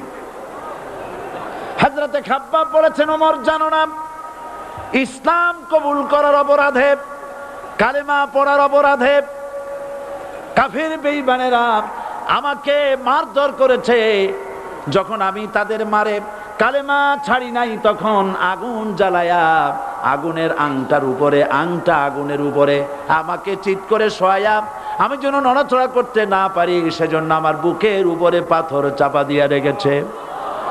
আগুনে গোশত পুড়ে পুড়ে আগুন ভিতরে ঢুকেছে, গায়ের রক্ত আর চর্বি গলে গলে পড়ে আগুনগুলো নিভেছে। ওই পিঠে যে গর্ত হয়েছে আজও পর্যন্ত সেই গর্ত মিটে যায় নাই। হযরত খাব্বাব রাদিয়াল্লাহু তাআলা আনহু বলছেন, বুখারী শরীফে হাদিসে ভাবে এসেছে, ওয়ান খাব্বাব বিন আরিত রাদিয়াল্লাহু তাআলা আনহু আন্নাহু ক্বাল শাকাউনা ইলা রাসূলিল্লাহি সাল্লাল্লাহু আলাইহি ওয়াসাল্লাম ওয়া হুয়া মুতাওয়াসসাদুন বুরদাতুন লাহু ফি জিল্লিল কাবা। আমি গেলাম রাসূলুল্লাহর কাছে, যে দেখি হুজুর বাইতুল্লাহ শরীফের ছায়ায় আরাম ফরমাচ্ছেন। আমি কাছে গিয়ে বললাম, আলা তাস্তানসিরু লানা আলা তাদউ লানা ইয়া রাসূলুল্লাহ, হে রাসূল আপনি কি আমাদের জন্য দোয়া করবেন না? আপনি কি আমাদের জন্য আল্লাহর কাছে সাহায্য প্রার্থনা করবেন না? মার খেয়ে খেয়ে তো শেষ হয়ে গেলাম। শুনতেছেন আপনারা? আল্লাহর নবী উঠে বসলেন, বললেন, খাব্বাব শোনো, তোমাদের আগে যারা এই পৃথিবীতে এসেছিলেন দ্বীনের দাওয়াত দেওয়ার জন্য, সমকালীন রাষ্ট্র শক্তি তাদেরকে ধরতো, ফায়ুখাজুর রাজুলু ফায়ুহফারু লাহু ফিল আরদ, তার জন্য তারে ধরে নিয়া মাটির মধ্যে গর্ত করত, ফায়ুজআলু ফিহা, এরপরে সেই গর্তের ভিতরে তাকে কোমর পর্যন্ত গেড়ে দিত। সুম্মা ইউতা বিল মানশার, এরপরে করাত আনা হতো, ফায়ুদাউ আলা রাসিহি, এরপরে করাতটা মাথার উপরে রাখা হতো, ফায়ুজআলু নিসফাইন, এরপরে করাত দিয়া চিরে চিরে জীবিত মানুষটাকে দ্বিখণ্ডিত করে ফেলে দিত। মা ইয়াসুদ্দুহু যালিকা আন দীনি, এত কষ্ট দেওয়ার পরেও, এত জুলুম করার পরেও দ্বীনের দায়ীদেরকে এক চুল পরিমাণ আল্লাহর রাস্তা থেকে তারা সরাই দিতে পারে নাই। ওয়াল্লাহি, ও খাব্বাব, আমি আমার আল্লাহর নামে কসম করি। ও মুসলমান, কে কসম করতেছে? আল্লাহ রাসূল। আমি আমার আল্লাহর নামে কসম করি, ওয়াল্লাহি লা ইউতাম্মান্নাল্লাহু হাযাল আমর হাত্তা ইয়াসির রাকিবু মিন সানা ইলা হাজরামাউত। সেদিন বেশি দূরে নয়, ইয়েমেনের রাজধানী সানা থেকে শুরু করে সৌদি আরবের হাজরামাউত পর্যন্ত হাজার হাজার মাইল, এই দীর্ঘ পথে যুবতী নারী তার সৌন্দর্যের পশ্চা নিয়া, আর ধনাঢ্য ব্যক্তিরা সওদাগরেরা তাদের টাকা পয়সা নিয়া একাকে নিয়ে অথবা দলবদ্ধ ভাবে মানুষেরা যাতায়াত করবে। লা ইয়াখাফু ইল্লাল্লাহ, মানুষের মনের মধ্যে কোনো ভয় থাকবে না। এমন একটা সময় আসবে, ওয়ালাকিন্নাকুম তাস্তাজিলুন, অথচ তোমরা বড্ড তাড়াহুড়ো করছো। তাড়াহুড়ো করো না, অপেক্ষা করো, ধৈর্য ধরো, মার খাও, জেলে যাও, শহীদ হও, আল্লাহর রাজ কায়েম হবেই হবে।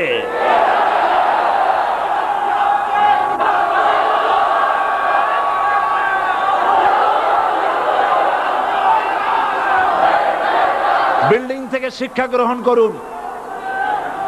বিল্ডিং, ইমারত, দালান থেকে শিক্ষা গ্রহণ করুন। এই যেটা দালান আছে না পাশে, দেখতে পাচ্ছেন?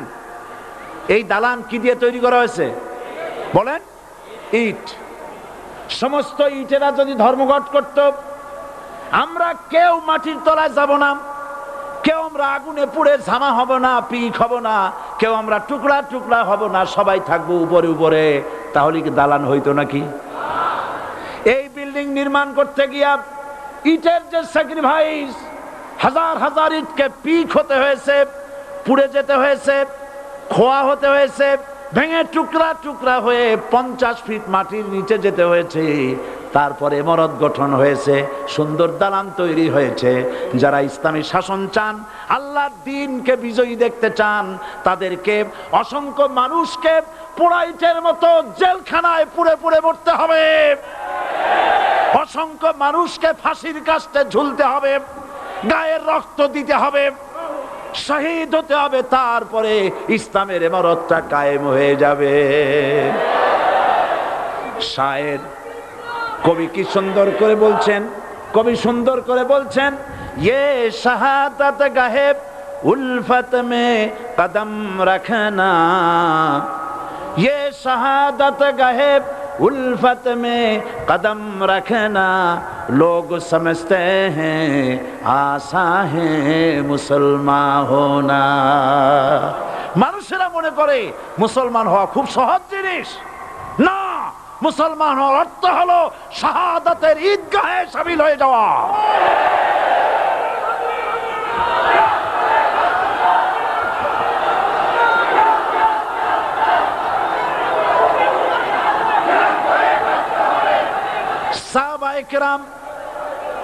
সাহাবায়ে কেরাম মার খেলেন, এবার স্বয়ং আল্লাহর নবীর গায়ে হাত তুলল। আবু জাহেল এসে হুজুরকে মারলেন, গলায় চাদর দিয়া এমন জোরে টান মেরেছে রাসূলুল্লাহ পড়ে গিয়েছেন। হাদিসে এসেছে হুজুরের চোখ মোবারক ঠিকরে পড়ে যেতেছে, চেহারা মোবারক লাল হয়ে গিয়েছে, জমিনের উপরে আছাড় মেরে ফেলেছে। রাসূলের এই অবস্থা দেখে হযরতে হামজা তখনও কাফের ছিলেন, শিকার থেকে এসে তিনি এই দৃশ্য দেখলেন, দাসীর মুখে শুনলেন, ছুটে চলে গেলেন আবু জাহেলের বাড়িতে। যায় বলে, আবু জাহেল রে, তুই মুহাম্মদ সাল্লাল্লাহু আলাইহি ওয়াসাল্লাম মেরেছিস, বল কেন মারলি? এমন ভালো মানুষ তো জীবনে চোখে দেখি নাই, যিনি কোনো মিথ্যা কথা বলেন না, ভালো ভালো কথা বলেন, এক আল্লাহর গোলামি করার জন্য বলেন। এই সব ভালো কথা বলার জন্যই তুই তারে মারলি নাকি? আরে আবু জাহেল, তুই কি মনে করেছিস মুহাম্মদ সাল্লাল্লাহু আলাইহি ওয়াসাল্লাম তার পিতা আব্দুল্লাহ মারা গেছে বলে মুহাম্মদ সাল্লাল্লাহু আলাইহি ওয়াসাল্লাম এতিম হয়ে গেছে মনে করেছিস নাকি?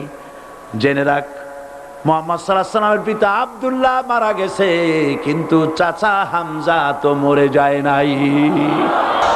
হাতের ধনুক দিয়া এমন জোরে আঘাত মারলেন, আবু জাহেলের মাথা ফেটে রক্ত ফিনকি দিয়ে বেরিয়ে এলো। হযরতে হামজা ঘরে ফিরে এসে রাসূল করিম সাল্লাল্লাহু আলাইহি ওয়াসাল্লামের মস্তক মোবারক কোলে উঠায় নিলেন আর বললেন, বাবা, তোমাকে মেরেছে বলে আমি আবু জাহেলের মাথাটা ফাটাই দিয়ে আসছি, তুমি খুশি হও।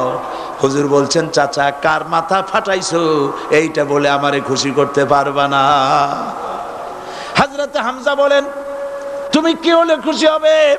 হুজুর বলেন, হামজা চাচা গো, আমি খুশি হব যদি একটিবার চাচা তোমার মুখে শুনতে পাই ইমানের কালেমা। হযরতে হামজা বলেন, মুহাম্মদ সাল্লাল্লাহু আলাইহি ওয়াসাল্লাম, আমি বুঝতে পেরেছি তুমি কোনো সাধারণ মানুষ নয়।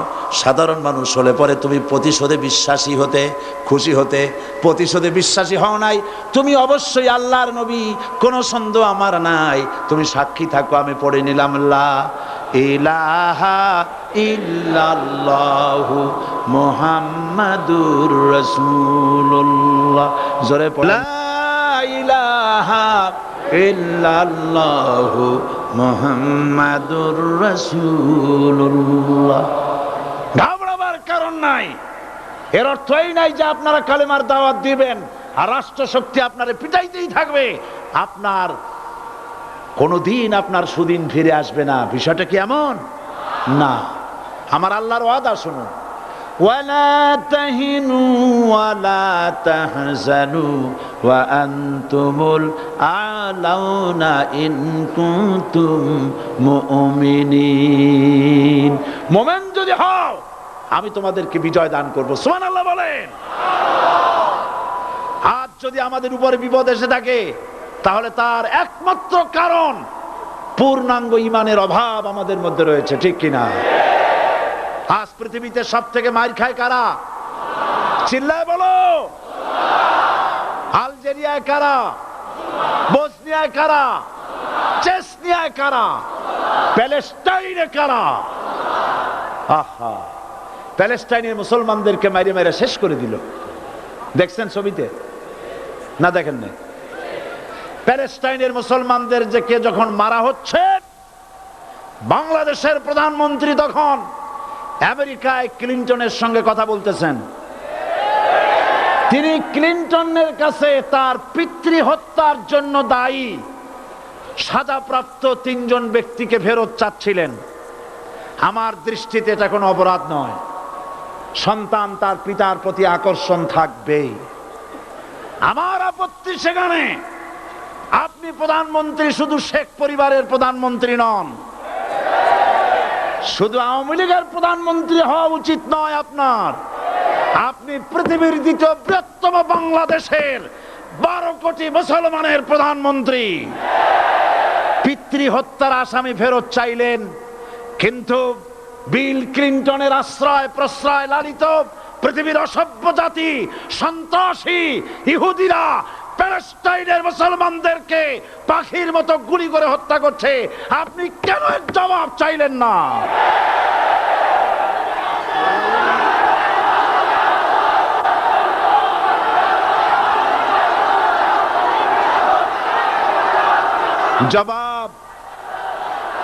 জবাব আপনি চাইতে পারবেন না, কারণ মুনাফিকদের সাহস হয় না, সাহস হয় মুমিন ব্যক্তি। বিল ক্লিনটনকে বলা দরকার ছিল, এই ইসরায়েলকে তোমরাই বসিয়েছো, মধ্যপ্রাচ্যের বিষ ফোড়ায় পরিণত করেছো তোমরা। তবে হ্যাঁ, যুরিবাত আলাইহিমুজ যিল্লাতু ওয়াল মাসকানা ওয়া বাউ বিগাদাবিন মিনাল্লাহ। আল্লাহর গজব আসবে, ইহুদিরা পৃথিবী থেকে নিশ্চিহ্ন হবেই হবে ইনশাআল্লাহ। দেখেছেন তাকায়া প্যালেস্টাইনে ইসরায়েলিরা হেলিকপ্টার, গানশিপ, কামান, বোমা নিক্ষেপ করছে, আর প্যালেস্টাইনের শিশু কিশোর যুবকেরা ইহুদিদের নিক্ষিপ্ত বোমা আর কামানের মোকাবেলা করতেছে পাথর দিয়ে। আমি আমার অন্তরের অন্তঃস্থল থেকে ধন্যবাদ জানাই, মোবারকবাদ জানাই খালিদ বিন ওলীদের উত্তরসূরি, খাব্বাব খোবাইবের উত্তরসূরি প্যালেস্টাইনের ওই সব যুবকদেরকে যারা কাফের বেঈমান ইহুদিদের মোকাবেলা করতেছে ইট আর পাথর দিয়ে। আর আমি আমার অন্তরের অন্তঃস্থলের সমস্ত ঘৃণা দিয়ে আমি ধিক্কার জানাই পৃথিবীর মুসলিম শাসকদেরকে, যারা মুসলমানদের মার দেখে চুপ করে যারা বসে আছে।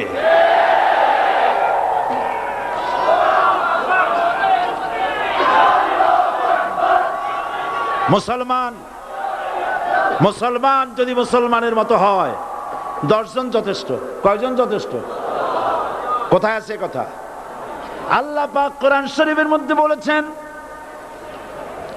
একজন যদি হও ইমানদার মুত্তাকি 10 জনের উপরে বিজয়ী হবে। 10 জন যদি হও 100-এর উপরে বিজয়ী হবে। 100 যদি হও 1000-এর উপরে বিজয়ী করব। জোরে বলেন সুবহানাল্লাহ। কবি বলতেছেন, ফিজায়ে বদরে পয়দা কুন ফেরেশতে তেরি নুসরত কো উতার সকতে গর্দু সে কতর অন্দর কতর আবি। বদরের মুসলমানদের মতো ঈমান আনো, তাহলে আকাশ থেকে কাতারে কাতারে ফেরেশতা নাজিল করে দিয়ে আল্লাহ পাক তোমাদেরকে সাহায্য করবেন। সুবহানাল্লাহ। সে আল্লাহ আছে না নাই? জোরে বলেন, আছে না নাই?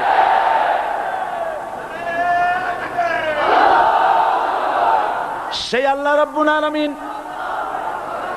কোরআনে কারীমের ভিতরে আয়াতুল কুরসির মধ্যে বলে দিয়েছেন, আল্লাহু লা ইলাহা ইল্লা হুয়াল হাইয়ুল কাইয়্যুম। প্রাণ খুলে সবাই পড়েন, বসা মানুষ, দাঁড়ানো মানুষ। আল্লাহু লা ইলাহা ইল্লা হুয়াল হাইয়ুল কাইয়্যুম। আল্লাহ রাব্বুল আলামিন, তিনি ছাড়া কোনো ইলাহ নাই, তিনি সার্বভৌমত্বের মালিক, কেউ নাই আল্লাহ ছাড়া। এই কথা মানুষকে ঘোষণা করতে হবে। বাধা, এই কথা বললেই বাধা দেবে কয় শ্রেণীর লোক? 3 শ্রেণী। প্রথম শ্রেণী হচ্ছে কে? রাষ্ট্রশক্তি। আজও তারা বাধা দিচ্ছে। আল্লাহর আইন দিয়ে দেশ চালাও, তারা তাদের মন মর্জি মোতাবেক আইন দিয়ে দেশ চালাবে।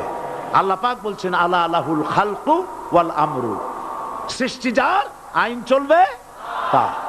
কারো বাবার আইন চলতে পারে না, নিজেদের তৈরি করা আইন চলবে না। ইনিল হুকমু ইল্লা লিল্লাহ, একমাত্র আইন চলবে কার? এই আইন রাসূল করিম সাল্লাল্লাহু আলাইহি ওয়াসাল্লাম মদিনায় কোরআন দিয়ে প্রতিষ্ঠিত করেছিলেন। আল্লাহর বিধান, আল্লাহর সার্বভৌমত্ব কায়েম করেছিলেন। কোরআন সংবিধান হলো, চুরি বন্ধ হলো, ডাকাতি বন্ধ হলো, জেনা বন্ধ হলো, হত্যা বন্ধ হলো, ধর্ষণ বন্ধ হলো, সব কিছু বন্ধ হয়ে গিয়ে মুসলমানেরা শান্তি লাভ করলো, পৃথিবীর মানুষ শান্তি লাভ করলো। সুবহানাল্লাহ বিহামদিহি। আজ মুসলমানেরা শত্রু চেনে না, বন্ধু চেনে না। বন্ধুকে বানায়েছে শত্রু, শত্রুকে বানায়েছে বন্ধু। কে বন্ধু কে শত্রু চিনাই দিবেন কে? আল্লাহ। বলেন কে দিবেন? আল্লাহ রাব্বুল আলামিন কোরআনে কারীমের মধ্যে পরিষ্কার করে বলেছেন, লাতাজিদান্না আশাদ্দান নাসি আদাওয়াতান লিল্লাযীনা আমানুল ইয়াহুদা ওয়াল্লাযীনা আশরাকু। আল্লাহ পাক বলছেন, হে রাসূল, মানুষের ভিতরে দুইটা শ্রেণী মুমিনদের জন্য সব থেকে জঘন্য দুশমন। কয়টা শ্রেণী? দুইটা। একটা হলো ইহুদ আর একটা হলো মুশরিক। একটা হলো ইহুদি আর একটা হলো মুশরিক। এটা হলো তোমাদের দুশমন। আর আজ আমাদের দেশে, পৃথিবীর বিভিন্ন দেশে মুসলমানেরা মুশরিকদের সঙ্গে সম্প্রীতি বাড়াচ্ছে, মুসলমানদের সাথে শত্রুতা বাড়াচ্ছে। আজ আমার দেশে পূজা পার্বণে বাধা নাই। পূজা পার্বণে বাধা আছে?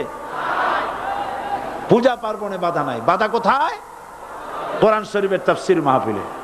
কোরআনের তাফসীরের মাহফিলে বাধা দেওয়া হচ্ছে। গান বাজনায় 144 ধারা নাই, কিন্তু কোরআন শরীফের মাহফিলে 144 ধারা দেওয়া হচ্ছে। যারা দিচ্ছে তারা আবার ওমরাও করে, হজও করে। ওরা আমাদের বলে আমরা নাকি ধর্মের নামে রাজনীতি করি। বলে না? আমরা নাকি ধর্মের নামে রাজনীতি করি। আমি বলি, ধর্মের নামে আমরা রাজনীতি করি না, আমরা ধর্মীয় রাজনীতি করি। কথাটা বুঝে আসছে কিনা? ধর্মের নামে রাজনীতি তো সেই ব্যক্তি করে 1996 সনের নির্বাচনের আগে যিনি মাথায় পট্টি বেঁধেছিলেন, যিনি শপথ গ্রহণের সময় হাতে তসবিহ পড়েছিলেন। ধর্মের নামে রাজনীতি তিনি করেছেন। আজ অনেকগুলি ডিগ্রি পেয়েছেন তিনি, অনেকগুলি ডিগ্রি পেয়েছেন। কয়টা? মুখস্থ হয়ে গেছে আপনাদের। শকুনেরা, শকুন যদি গরুর গোশত কিনে খাওয়া লাগতো, 80 টাকা কেজি দরে শকুনে এত গোশত কিনা খাইতে পারতো না। লেখাপড়া করে যদি ডিগ্রি নেওয়া লাগতো, এত ডিগ্রি কপালে জুটতো না। পয়সা দিয়া ম্যানেজ করা ডিগ্রি। কিন্তু 9টা নিলে কি হবে? আসল ডিগ্রিটা এখনো বাকি আছে। আসল ডিগ্রি কোনটা? নির্বাচনের আগে পট্টি বেঁধে তসবিহ নিয়ে গোটা জাতিকে যে সফলভাবে প্রতারণা করতে আপনি পেরেছিলেন, মহা প্রতারক হিসেবে সেই ডিগ্রি আগামী নির্বাচনের মোক্ষম সময় জনগণ আপনার গলায় পরায় দেবে।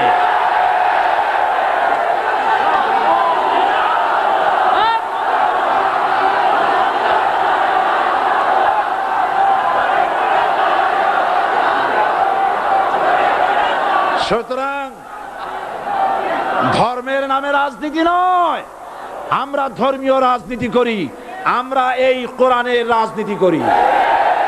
এই কোরআন নিয়ে বাঁচতে চাই, এই কোরআন নিয়ে মরতে চাই।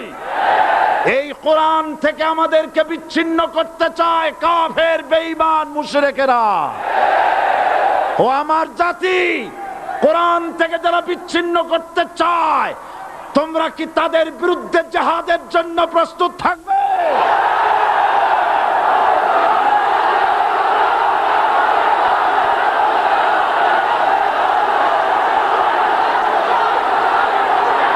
বসেন, বসেন, বসেন, বসেন, বসেন। আমি আমি বুঝতে পেরেছি বিষয়টা কি। আসরের পরের থেকে বসা তো, সুযোগ পাইয়া খাড়া হইয়া কোমর সোজা করলেন। বসেন সবাই, বসেন। কোমর সোজা হয়ে গেছে, বসেন। এত বড় মাহফিল, জীবনে আর একটা পাবো নিশ্চয়তা আছে কি? জোরে বলেন আছে? আজ আমাকে কথা বলতেই হবে ইনশাআল্লাহ, কারণ আগামীতে আবার আপনাদের সাথে দেখা হবে কিনা আমি জানি না।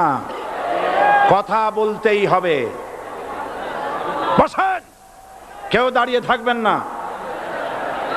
আমি দেখতে পাচ্ছি বাংলাদেশের ভাগ্য আকাশে উত্তর গগনে কালো মেঘ জমা হয়েছে, ঝড়ের পূর্বাভাস লক্ষ্য করছি। যদি মোকাবেলা করতে না পারেন সক্ষম ভাবে, এমন অন্ধকার গাঢ় কালো অমাবস্যার রাত আসতে পারে যার সুবে সাদেক হওয়া অসম্ভব। সুতরাং আপনারা কি কাপুরুষের মতো কাফের মুশরিকদের গোলামি করে মরতে চান? বিড়ালের মতো 500 বছর বেঁচে থাকার কোনো লাভ নাই। সিংহের মতো 1 ঘন্টা বাঁচতে চাই। আমাদেরকে বলা হয় সাম্প্রদায়িক উস্কানিমূলক কথা নাকি আমি বলি। পত্রপত্রিকা দিছে না তারা? সাম্প্রদায়িক উস্কানি কথা, সাম্প্রদায়িক উস্কানিমূলক কথা বলি। সেই জন্যই বোধহয় শত শত মুসলিম আমাদের কাছে এসে মুসলমান হয়। মানুষে আর বোকা বানানো যাবে না। যাবে কি? আর বোকা বানানো যাবে? তারপর বলছে কি? এরপরে বলছে, আমাকে বলছে রাজাকার। শুনে রাখো চট্টগ্রামের লক্ষ লক্ষ জনতা, পার্লামেন্টে যখন আমাকে এই কথা বলা হয়েছিল, আমার পার্লামেন্টের কলিগ জাফরুল্লাহ চৌধুরী সাহেব বসে আছেন এখানে। হ্যাঁ, জাফরুল ইসলাম চৌধুরী বসে আছেন পাশে। প্রধানমন্ত্রী সুদ্ধা, অন্তত 3 শতাধিক পার্লামেন্টের সম্মানিত সদস্যরা সেদিন বসা। 1997 সনের বাজেট বক্তৃতা যখন আমি করতেছিলাম, ডক্টর কুদরতে খোদা, নাম রাখছে কুদরতে খোদা, আসলে গজবে খোদা। এই লোকটি নাস্তিক, ইসলামের চূড়ান্ত দুশমন। তার প্রণীত শিক্ষা ব্যবস্থার যখন সমালোচনা করছিলাম, ট্রেজারি বেঞ্চ থেকে আমাকে বলা হলো রাজাকার। আমি আমার সমস্ত শক্তি একত্রিত করে বলেছিলাম, শুধুমাত্র হিন্দুস্তানের রাজাকারেরাই আমাকে রাজাকার বলতে পারে। আমি বলেছিলাম 1973 সন পর্যন্ত আমি বাংলাদেশের কোন রাজনৈতিক দলের নেতা এবং কর্মী ছিলাম না। আমি রাজাকার নই। আমাকে রাজাকার বলে যদি তাকেও প্রমাণ করতে না পারে, 10 কোটি টাকার মানহানি মামলা দায়ের করব। আমার এই বক্তব্য সারা দুনিয়া শুনেছে। পার্লামেন্টে আমার এই বক্তব্য রেকর্ড হয়ে আছে। সেদিন 3 শতাধিক পার্লামেন্ট মেম্বারের কেউ আমার চ্যালেঞ্জ গ্রহণ করেন নাই। যে কোনো ব্যক্তি পার্লামেন্টে গিয়ে আমার বক্তৃতা দেখে আসতে পারেন। এরপরে 1997 সনের 7 অক্টোবর দৈনিক জনকণ্ঠ পত্রিকা যখন আমার বিরুদ্ধে লিখলো, সেই পত্রিকায় সাইদির ওপেন চ্যালেঞ্জ 8ম পাতা, 1997 7 অক্টোবর, এত বড় 2 কলামে হেডিং। সেখানে আমি বলেছি, বাংলাদেশের সকল সাংবাদিক, গোয়েন্দা বিভাগ, বাংলাদেশের সকল বুদ্ধিজীবীকে আমি আমার পিরোজপুরে আমন্ত্রণ করছি। আমার উপস্থিতিতে যদি কেউ প্রমাণ করতে পারে বাংলাদেশের স্বাধীনতা যুদ্ধের বিরুদ্ধে আমার কোনো ভূমিকা ছিল, সজ্ঞানে স্বেচ্ছায় জাতীয় সংসদের সদস্য পদ থেকে পদত্যাগ করব। 3 বছর পার হয়ে গেছে, আজ পর্যন্ত কেউ এই চ্যালেঞ্জের মোকাবেলা করে নাই। সুতরাং আমাকে যারা রাজাকার বলবে, তারা পিতৃ পরিচয়হীন অবৈধ সন্তান। 1971 সনের, শোনো মুসলমানেরা, 1971 সনের কোন কাদা সাইদির গায়ে লাগে নাই। আমাকে রাজাকার বলে জনগণ থেকে বিচ্ছিন্ন করবা, জনগণ থেকে আমারে বিচ্ছিন্ন করা যাবে না। কারণ এই জনগণ আমার জন্য আসে না, এই জনগণ আসে আল্লাহর কোরআনের জন্য।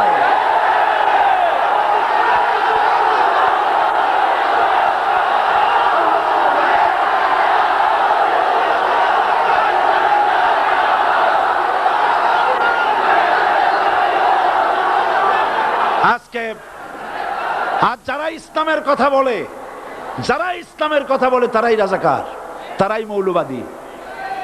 মৌলবাদী বললে আমরা অসন্তুষ্ট হই না, কারণ মৌলবাদী শব্দটা আসছে মূল থেকে। মৌল শব্দ এসেছে মূল থেকে। মূলবাদী তার মানে যারা মূলে আছে। মূল হলো কোরআন, মূল হলো হাদিস, মূল হলেন আল্লাহ, মূল হলেন আল্লাহ রসুল। আমরা আছি মূলে। এখন বলেন তো মূলের শক্তি বেশি না আগার শক্তি বেশি?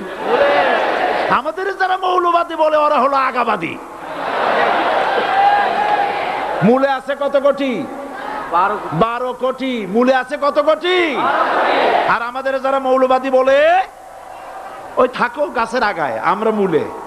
লাভালাভি বেশি করবা না, 12 কোটিতে গাছের গোড়া আসতে নানা দেবে, মামু বাড়ি দিল্লি গিয়ে পড়বা, বাংলার জমিনে জায়গা হবে না।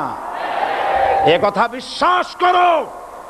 বাংলাদেশের মুসলমানদের শরীরে এক বিন্দু রক্ত থাকতে শয়তানের তৈরি করা ধর্ম নিরপেক্ষ মতবাদ বাংলার জমিনে কায়েম হতে দেওয়া হবে না, হবে না।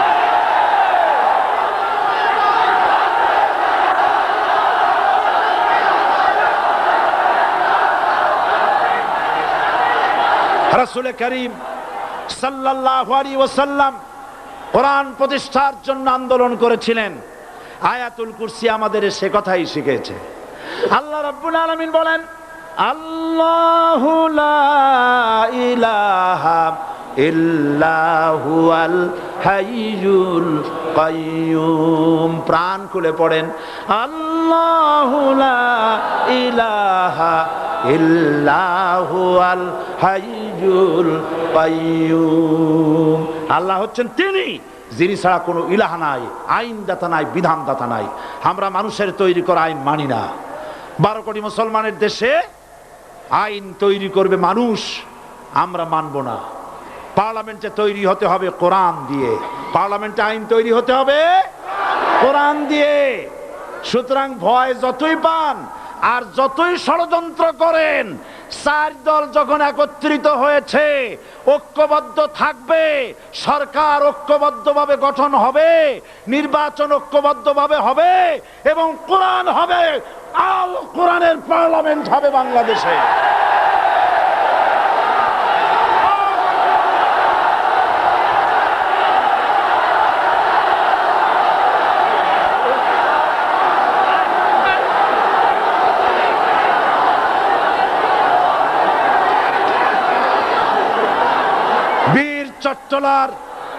বীর চট্টলার মুসলমানেরা, বীর চট্টলার মুসলমানেরা স্বাধীনতার ঘোষণা এই চট্টগ্রাম থেকে স্বাধীনতার মহান ঘোষক প্রেসিডেন্ট জিয়াউর রহমান সাহেব দিয়েছিলেন।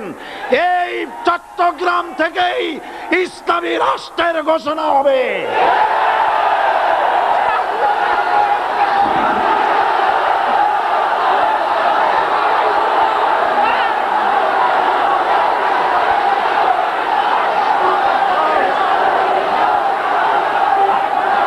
আশাবাদী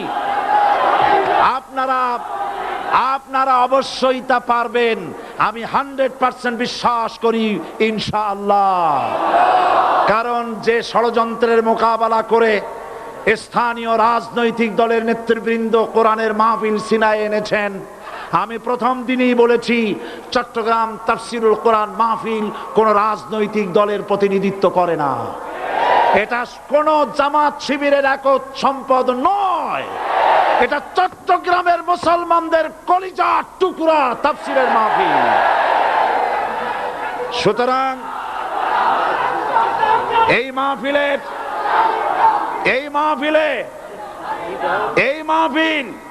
চট্টগ্রামে থাকবে ইনশাআল্লাহ কিয়ামত পর্যন্ত।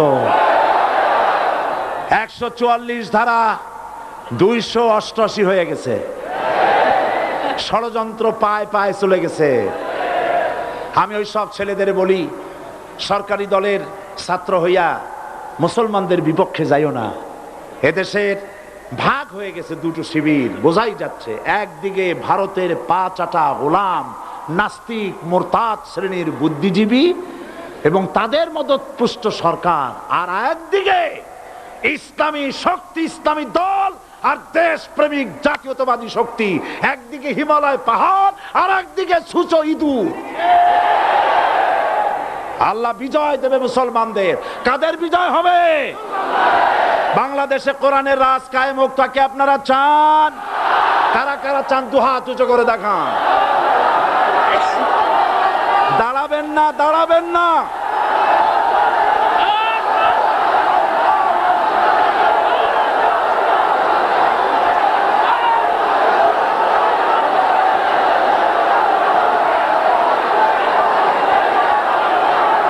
বসুন, বসুন, আবার বসেন, বসুন। জোরে সোরে জিকির করেন লা ইলাহা ইল্লাল্লাহ, আরো জোরে লা ইলাহা ইল্লাল্লাহ, লা ইলাহা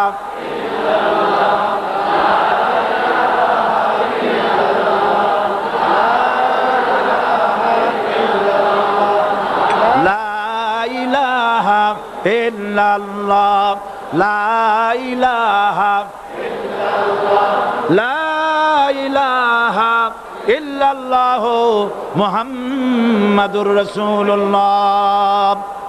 যারা যেখানে দাঁড়িয়েছেন বসুন। তিন শ্রেণীর লোকেরা আল্লাহর কালেমায় বাধা দিয়েছে। কয় শ্রেণী? একটা হলো রাষ্ট্রশক্তি, 2 নম্বরে মনে আছে ধনাঢ্য পুঁজিপতির গোষ্ঠী, ওরাও বাধা দিয়েছে। কারণ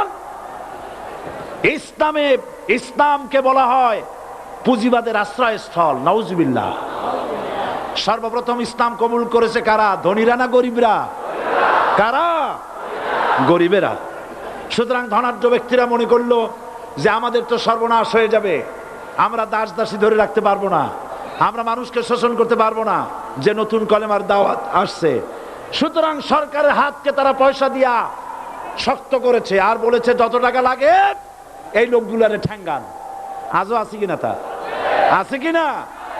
3 নম্বরে বাধা দিয়েছে ধর্মের নামের এক শ্রেণীর কায়েমি স্বার্থবাদী শক্তি, যার সম্পর্কে সূরা তাওবায় আল্লাহ পাক বলেছেন ইন্না কাসীরাম মিনাল আহবারি ওয়ার রুহবান লা ইয়াকুলুনা আমওয়ালান নাস বিল বাতিল ওয়া ইয়াসুদ্দুনা আন সাবিলিল্লাহ। ইহুদি আহলে কিতাবদের মধ্যে এক শ্রেণীর বুজুর্গ ধরনের লোক, দরবেশ জাতীয় লোক, যারা নাকি মানুষের সম্পদকে বাতিল পন্থায় ভক্ষণ করে, ওয়ায়াসুদ্দুনা আন সাবিলিল্লাহ, এবং আল্লাহর রাস্তায় চলার জন্য মানুষকে বাধা প্রদান করে।